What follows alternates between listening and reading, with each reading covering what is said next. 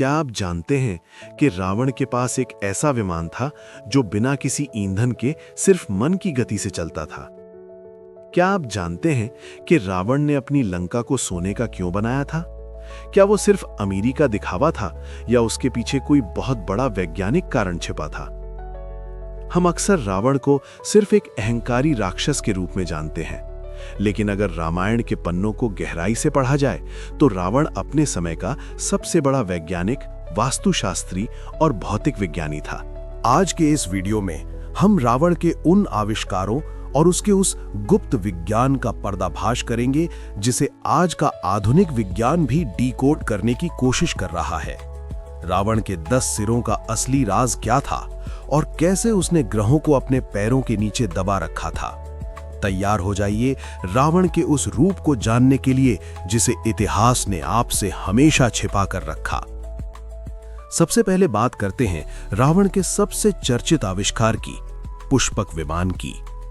आज के हवाई जहाज ईंधन और इंजनों पर चलते हैं, लेकिन रावण का पुष्पक विमान पारे यानी मर्क्यूरी और ध्वनि तरंगों पर आधारित था। प्राचीन विमान शास्त्र के अनुसार यह विमान इतना उन्नत था कि यह एक समय में कई जगहों पर मौजूद रह सकता था और अपनी आकृति बदल सकता था। यह सिर्फ हवा में नहीं बल्कि अंतरिक्ष में भी यात्रा करने में सक्षम था।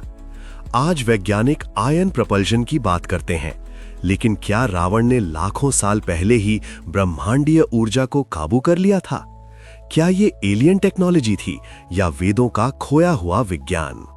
अब बात करते हैं सोने की लंका के पीछे छिपे विज्ञान की। क्या आपने कभी सोचा है पूरी नगरी सोने की ही क्यों थी? सोना ऊष्मा और बिजली का सबसे अच्छा कंडक्टर है। कुछ शोधकर्ता मानते हैं कि रावण की लंका एक विशाल एनर्जी रिसीवर की तरह काम करती थी। सोने की दीवारें ब्रह्मांड से आने वाली ऊर्जा को सोखती थीं और उसे शक्ति में बदल देती थीं। यही कारण था कि रावण की सेना इतनी शक्तिशाली थी।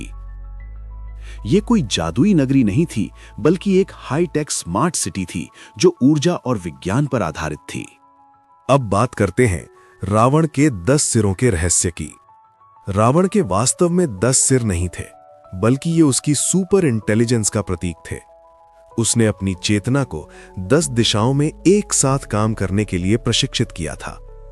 आज हम जिसे मल्टीटास्किंग कहते हैं, रावण उसमें माहिर था।